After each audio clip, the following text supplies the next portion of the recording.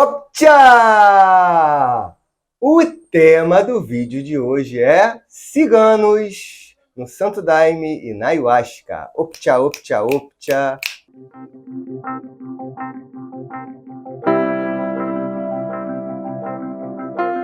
A gente vai falar aqui da atuação mediúnica da falange dos ciganos. Assim. Então, é importante uma distinção logo no início do vídeo, porque existe o povo cigano, que está encarnado ainda na matéria, na nossa realidade física, e existe o povo cigano, guias espirituais que atuam mediunicamente. A gente vai estar falando desse segundo grupo. Desse primeiro grupo não me cabe, né? Cabe um estudo sociológico, antropológico, cultural. Mas para estar falando dos ciganos a nível espiritual, é preciso a gente voltar um pouco na história e entender por que os ciganos estão trabalhando, atuando mediunicamente. Assim. A gente tem aí, já se perdendo nos primórdios de um passado muito de eras distantes, assim, a origem do povo cigano lá na Índia, né? Muita gente pensa que o cigano veio do Egito, tem até ciganos hoje em dia encarnados que falam isso, mas não.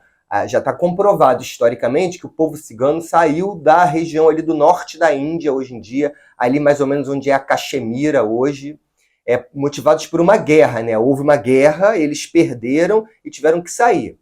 A Caxemira sempre foi um lugar onde tem guerra. Tem guerra hoje em dia lá até hoje entre a Índia e o Paquistão, assim. Duas potências, inclusive, que tem a bomba atômica, mas isso eu vou deixar para falar no vídeo sobre Apocalipse. E aí o povo cigano saiu do norte da Índia e saiu sem lugar para ficar, literalmente, assim. E aí, conforme eles foram subindo, passando pela Rússia, né, fizeram um caminho da chamada Eurásia, né? Rússia, chegando ali mais ou menos no leste europeu, parte desceu ali para o Oriente, Oriente Médio, chegaram até o Egito, a outra parte foi cruzando a Europa toda até chegar em Portugal. Ao chegar em Portugal, para onde eles vieram? Para aqui, para as Américas, né? Então você vê que você tem povo cigano distribuído no mundo, desde ali da origem hindu, passando por toda a Eurásia, né, o norte da Ásia, até a ponta da Europa e até o Egito. Não tenho conhecimento se os ciganos baixaram a África abaixo. Acho que eles pararam no Egito, no máximo ficaram ali no norte da África, na margem do mar Mediterrâneo. Assim. E esses ciganos, né, que se dispersaram o mundo afora, em sua origem, assim que começaram a desencarnar, alguns ciganos começaram a fundar tribos na parte espiritual. Assim. Isso é muito comum, tá, gente? Se vocês vão pegar a literatura de Chico Xavier, vocês vão ver ali pelo espírito de André Luiz, ele conta muito resumidamente como foi o início do processo de formação de cidades espirituais. Né? A colônia conhecida como Nosso Lar começou com um grupamento pequeno, assim. Então, lá em cima, tal qual aqui embaixo, né? Hermes Trismegisto já deixou essa lei, assim. Então, o processo citadino de construção de cidade aqui no nosso meio urbano também se deu nas contrapartes espirituais, assim. E aí, a gente pode fazer uma analogia dos ciganos com os caboclos, por exemplo, porque, por exemplo, os primeiros caboclos que baixaram na seara de Umbanda ali, início da Umbanda, né? Quando o nome nem era Umbanda, assim, foram caboclos que foram convidados a virem, assim, caboclos que já estavam no nível de pureza espiritual, que viviam nas florestas e nas matas ali na contraparte espiritual, que foram convidados a vir trabalhar. Igualmente com os ciganos, assim. Já se tem conhecimento que os ciganos no plano espiritual ficavam meio que acampados em cima de uma imensa placa de quartzo rosa, né? Povo do amor, né? E aí eles começaram a ser convidados, olha, vocês não querem vir trabalhar aqui nessa seara, né? Trazer o seu conhecimento, trazer o seu trabalho espiritual, assim. Então, vede que os ciganos, assim, eles são muito parecidos igual a outros povos que foram parar na Umbanda, assim. E aí, entre os ciganos, a gente tem uma peculiaridade que eles são chamados a linha auxiliar da Umbanda. Eu vou estar começando a falar de Umbanda até chegar no Santo Daime, tá? E nos ritos com a Ayahuasca. Por que linha auxiliar? Porque eles não estavam no início, né? Eles não estavam no processo formador da Umbanda. A gente tem preto velho, caboclo e criança, a gente tem Exu, mas a gente não tem cigano, nem de longe, assim. Com a Umbanda já bem alicerçada, né, em franca expansão, a gente começou a ter a vinda de outros trabalhadores espirituais. E o povo cigano foi um dos primeiros que chegou para perto, que veio para perto trabalhar. Assim, os registros hoje contam que o primeiro cigano a baixar numa gira de Umbanda, ele se deu o nome de Exu Cigano. Ele baixou numa gira de Exu e Pombagira. Deu o nome de Exu Cigano. E a primeira cigana veio logo junto, deu o nome de Pombagira Cigana. E durante muitos anos, Exu, ciganos e ciganas baixavam na gira de Exu. Né? Eram identificados e trazidos para desenvolverem seu trabalho nessa linha. Passou-se o tempo e esse Exu cigano resolveu dar um nome. Não, eu sou cigano Vladimir. E foi o cigano Vladimir desbravador, junto com as pombagiras ciganas, que começaram a pedir uma linha de trabalho de cigano. A gente tem em cigano uma característica interessante, assim, porque a gente tem dentro da Umbanda os guias que militam na direita e na esquerda. Nada a ver com política, mais uma vez. Né? A gente tem na direita caboclo, preto velho e criança, né? Trabalham com uma energia mais sutil em gradações. E a gente tem na esquerda Exu e Pombagira, que trabalham com uma linha mais densa. São tipos de trabalho diferentes, assim. O povo cigano, ele tanto pode trabalhar na direita quanto na esquerda. Você vai ver cigano de esquerda e cigano de direita. Cigana de direita e cigana de esquerda. Existe uma linha muito que abarca todas as energias. Eles têm essa capacidade. E quando a linha de cigano começou a ser formada, começou a ser criada, começou a ter gira de cigano, não mais na linha de Exu e Pombagira, a gente começou a ter a apresentação deles. Que aí eles já não eram mais o Exu cigano e a Pombagira cigana. Eles começaram a dar os nomes deles. Cigano Vladimir, Cigano Ramon, Cigano Pablo, Pablo Juan, Cigano Esteban, Cigana Esmeralda, Cigana Rosa Maria, Cigana Aurora, e aí Madalena. As ciganas e os ciganos começaram a dar seus nomes. E logo se começou a perceber que tinha mais de uma cigana Esmeralda, mais de um cigano Vladimir, que começou a se criar as linhas para se trabalhar entre os ciganos. Igual tem caboclo, né? Tem vários caboclos rompe-mato, vários caboclos sete flechas. Igual tem preto velho, tem vários pais Cipriano, tem vários pais Beneditos. As linhas dos ciganos são iguais. Tem vários ciganos Vladimir. Por quê? Porque existe o cigano Vladimir I, mestre, e a escola do cigano Vladimir. Então, reparem que a história é diferente em alguns pontos, mas é a mesma em todas as linhas, em todas as falanges. Se tem o primeiro que dá nome à sua linha de trabalho. E aí, se aproximando mais, chegando mais para perto da gente, assim, a gente vê já os ciganos e ciganas trabalhando no Santo Daime na Ayahuasca. Assim. O médium que for trabalhar com cigano e com cigana, ele vai perceber que o seu acoplamento ele vem com uma malemolência. Assim. É um acoplamento que vem... Frodo, essa música vai atrapalhar, Frodo? O meu amigo aqui, o meu contra-regra diretor, o nome dele é Frodo, gente. Assim, porque eu sou o Gandalf e ele é o Frodo. Assim. A música foi, né, Frodo? Então vamos continuar. E aí, vocês vão perceber mediunicamente a presença do cigano e da cigana por uma certa malemolência, porque cigano e cigana eles são identificados com música, estradas, caminhos, vento, lenços, panos coloridos. Então, obviamente que na incorporação do cigano e da cigana, a cigana ela vai mexer com o feminino da mulher. São muitas mãos, é muito quadril, é muito ombro. O cigano ele vai mexer com coisas que, às vezes, a maioria dos homens não tem, porque o homem é mais duro, né? Tirando os dançarinos, os que dançam bem, assim. E a incorporação do cigano requer um certo traquejo, sabe? Você vai sentir que seu corpo mexe diferente. É muita mão, até mesmo no cigano masculino, assim. É muito estalar de dedos. Os ciganos e as ciganas, eles trabalham o corpo, assim. A nível espiritual, qual é o trabalho de um cigano e de uma cigana? Intuição. São processos intuitivos, assim. Lembro-me, história particular minha, eu com 14 anos, sentado numa praia Brava, aqui, município de Mangaratiba, Rio de Janeiro, eu e minha prima Bruna, um beijo, a gente sentado conversando, adolescente, na praia, A gente olhou nossas palmas das mãos e falamos, nossa, será que isso existe mesmo, leitura de palma da mão? Falei, né? Peguei a mão dela. Ao pegar a mão dela, eu simplesmente li a mão dela. Li a mão dela. Veio aos borbotões, eu comecei a falar as coisas. Ela me olhou meio arregalada, assim, e a partir dali, eu comecei a fazer algo sem nunca ter lido um livro sobre o assunto, que foi a arte da quiromancia.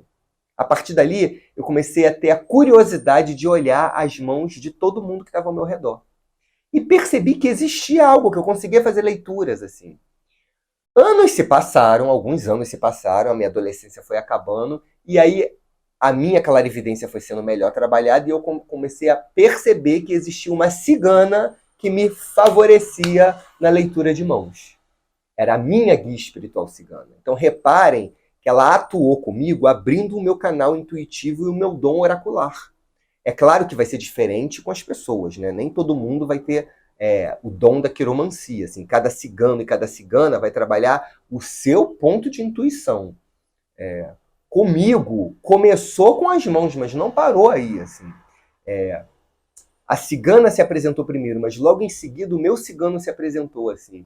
E foi mais ou menos com 15 anos, que início de vida escolar, assim, ano escolar começando, minha mãe comprou material escolar, e eu lembro que ela comprou uma agenda. E era uma agenda esotérica. Quando eu peguei a agenda e fui tirar do plástico, tinha um tarô dentro da agenda. Assim, só os arcanos maiores, são 22 cartas, né? Veio coladinho com a agenda. Minha mãe nem viu aquilo, assim. E quando eu olhei aquelas cartas, assim, eu falei, eu vou jogar isso aqui. Eu já tinha começado a ler mão, né? E comecei a jogar tarô sem nunca ler um livro sobre isso, assim. Mais ou menos com 15 anos também, assim. Foi logo depois, em seguida das mãos, assim. E logo, assim, os anos foram se passando e eu fui percebendo essas presenças comigo, assim. Então, reparem que o trabalho deles comigo, né, do meu casal de ciganos, assim, foi abrir a minha intuição através de técnicas oraculares que tem muito a ver com a linha de cigano, né? Foi depois dos 21 anos que eu fui ler pela primeira vez um livro de tarô, assim. E tal foi minha surpresa que eu estava lendo certo, assim. Eu identifiquei as cartas com que estava escrito e estava correta a forma como eu estava lendo, assim. Então, o ensinamento foi muito perfeito, sabe? E foi bem mais velho que eu fui ler um livro de quirologia, né? Que é o estudo das mãos, assim, seguindo a quiromancia. A quiromancia é tradição oral. A quirologia foi quando um estudioso pegou esse conhecimento dos ciganos e resolveu escrever. E aí fui ver que lia a mão igual também, assim. Então você vê que é um ensinamento puramente intuitivo, assim. Ele vai auxiliar o seu canal de intuição e, por conta disso, vai auxiliar o seu canal mediúnico, que é um canal intuitivo. A gente tem, hoje em dia, uma literatura boa sobre ciganos, assim. Trouxe poucos livros para apresentar para vocês, assim. Esse livro aqui, Kali, A Magia e os Mistérios dos Ciganos, é da Maria Helena Farelli, que é uma autora que tem uma produção espiritual assim, muito vasta. Ela escreve sobre quase tudo um pouco, assim. E tem uma maneira bem peculiar de escrever também. Esse livro Kali é interessante que ela faz uma relação entre Santa Sara, que é a santa padroeira dos ciganos, e Kali, né, uma das esposas de Shiva, que tem o nome de Sara Shiva. Então esse livro, Kali, A Magia e os Mistérios dos Ciganos, ele faz uma comparação. Ele tem muita coisa interessante, tá, gente? É um livrinho fino, pequeno, assim. Tem muita coisa interessante a respeito dos ciganos, assim. E ela traz a Shiva Kali ali, a deusa Kali dos hindus, conta em como ela se transformou na Santa Sara de Kali, padroeira dos ciganos. Né? Ao ser levada da Índia junto com o povo cigano, Kali foi se transformando, né? Aquela deusa negra foi se transformando numa santa moura de pele azeitonada até se tornar uma santa preta padroeira do povo cigano na Europa. Então, é bem interessante, assim, para quem tem curiosidade, vale a pena a leitura. E mais interessante ainda é Magia Cigana, Encantamentos, Ervas Mágicas e Adivinhação, Charles Godfrey Leland.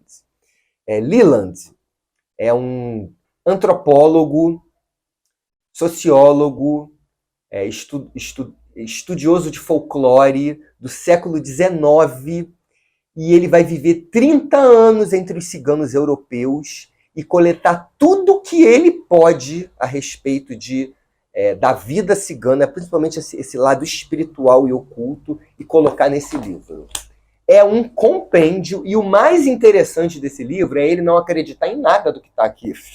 Assim, ele é totalmente cético. Assim. Então, vale a pena porque é quase que um ateu escrevendo sobre os mistérios e as magias do povo cigano. E você vai se dar conta de como é um povo mágico, assim, de como tem magia no sangue cigano. E eu estou devendo um vídeo de magia aqui, magia ayahuasca, eu ainda vou fazer. O que observo hoje em dia é que existe preconceito com a linhagem dos ciganos. Assim, pouco a pouco, os Exus e as pombagiras estão quebrando esse preconceito, né?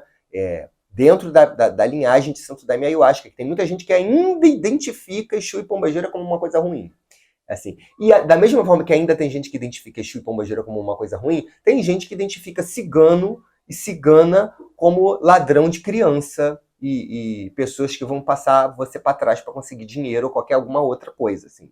E definitivamente, não, gente, a gente não está falando dessas histórias preconceituosas de povos tradicionais. O que eu estou falando é de entidades espirituais de alto valor que estão vindo trazer seu conhecimento aqui. Percebeu a presença de um cigano, de uma cigana? De passagem. Asterisco, atenção, piscando em letras vermelhas. É muito fácil obsessores se passarem por ciganos e ciganas, principalmente por ciganas. O jeito brejeiro das ciganas é fácil de uma obsessora sexual, de uma obsessora, de um íncube, de um súcubo se passar por isso, tá? Então você tem que ficar ligado. O perigo de se trabalhar com cigano e cigana é que você pode ser enganado. Assim, então, o médium tem que estar bem alerta para esse tipo de coisa. Como saber que a minha entidade espiritual é um ser de luz, é um cigano e é uma cigana de fato? Assim, você vai se atentar para o que está acontecendo na corrente do lugar onde você está. Está cantando um hino ali, você vai afirmar o hino ali. Então, se essa entidade está aqui comigo, essa entidade vai cantar esse hino aqui comigo, na força da luz, assim. Porque se for guia de luz mesmo, vai cantar o hino, vai ficar ali do teu lado, vibrando o hino junto com você. Se não for, vai se desfragmentar. Obsessor não aguenta energia de corrente de luz, gente. Então, nessas horas que o médium tem que fazer o quê? Testar a sua fé. Não existe médium sem fé, tá, gente? O médium, para ele se proteger antes de tudo, ele tem que ter fé, ele tem que ter o seu religare, né? A sua ligação divina. E isso daí é o exercício da fé. É a oração diária, a oração, a reza, a prece, que não precisa ser você ler coisas escritas. A verdadeira prece é aquela que parte do coração, é a sua conversa com Deus, assim. Então, é o seu cantar algum hino que você gosta. Isso daí tem que ser rito diário, para você não ser presa fácil de obsessor. A gente tem que estar muito ligado que a gente está, ao tomar ayahuasca, ao tomar Santo Daime, ao abrir a mediunidade, a gente está fazendo uma coisa muito séria, e que é muito fácil você ser enganado. Muito fácil você ir por caminhos que podem ser tortuosos depois para você sair. Então você tem que estar desperto. Não é brincadeira de criança. Não é uma coisa que você vai tomar vou lá tomar um Daime hoje, curtir uma miração. Não, definitivamente não, assim. É uma coisa para ser levada muito a sério, assim. E o estudo de mediunidade com Santo Daime com Ayahuasca é para ser levado mais a sério ainda, assim. Porque existe, sim, a possibilidade de uma entidade zombeteira vir te perturbar. E essas entidades costumam causar prejuízos aqui para nós que estamos encarnados. Então tem que ficar ligado, sabe? Mas poxa, eu estou numa casa espírita, não tem uma proteção a mim? Que casa é essa que não fornece uma proteção? Hello, Jagubers, hello, rainhas. A principal proteção tem que vir de você. Você não tem que ficar esperando a proteção de um padrinho, de uma madrinha, de um guru, de um mestre espiritual. Você é seu guru, você tem que se dar a sua proteção. Essa sua proteção, ela vai vir... Você pode usar uma japamala, uma guia de umbanda, um terço, um quartzo rosa. Eu já falei isso aqui, ó, vídeo, proteções espirituais. Você pode usar tudo isso. Não existe proteção maior do que a sua moralidade interior, do que a sua consciência, do seu entendimento de que fazendo bem ao próximo, você está fazendo bem a si mesmo, e esse bem a si mesmo vem com uma capa de proteção. Assim. E os verdadeiros ciganos e as verdadeiras ciganas, eles vão te dar uma proteção. Você trabalhando com eles, vocês vão ver que são entidades muito amorosas, muito felizes. eu costumo dizer que é uma delícia trabalhar com cigano e cigana, assim. Se hoje em dia eu tenho uma intuição aguçada, eu uso a minha clarividência, se hoje em dia eu uso tarô, quiromancia, oráculos de uma forma geral, foi cigano e cigana que abriu esse caminho para mim. Assim. Então, devo muito a esses guias espirituais. E aconselho que, se vocês sentirem e tiverem com a proteção de Santa Sara de Cali, porque é muito bom invocá-la, conhecê-la, vocês terão um bom entendimento sobre si mesmo e sobre o dom mediúnico de cada um, né? Porque mediunidade é como um organismo físico, ela muda. Cada um tem um organismo físico que vai orbitar numa frequência físico e espiritual, né? E a mediunidade acompanha isso. A gente está chegando aqui num nível de separação de vídeos por entidades, né? E aí, brevemente, um pouco mais à frente, a gente vai separar os orixás. Então, eu vou separar vídeos para falar para vocês de como os orixás se dividem dentro do Santo Daime da Ayahuasca, tá? A gente vai chegar nesse nível, mas antes eu vou terminar essa primeira linhagem, essa primeira fala sobre as falanges mediúnicas trabalhando com as sagradas medicinas.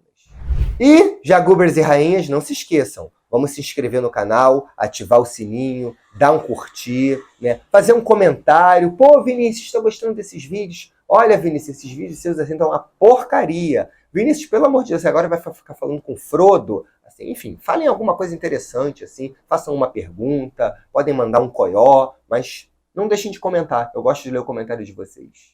Dessa estrada de onde eu venho pra Pilar, venho das terras do cigano pra Pilar, a rainha me mandou pra Pilar, eu passar aqui cantando pra Pilar, é pra Pilar, estou pilando, é pra Pilar, estou pilando, é pra Pilar.